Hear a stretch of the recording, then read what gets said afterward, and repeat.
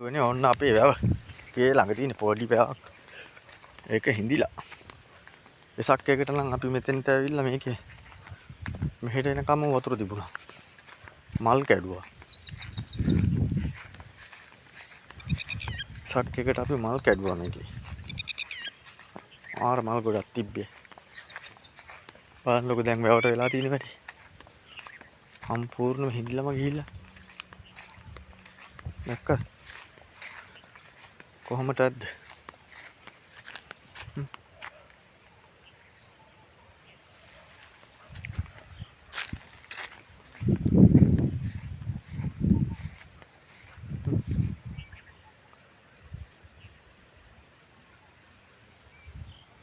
හොඳටම හිඳිලා ගිහිල්ලා වතුර.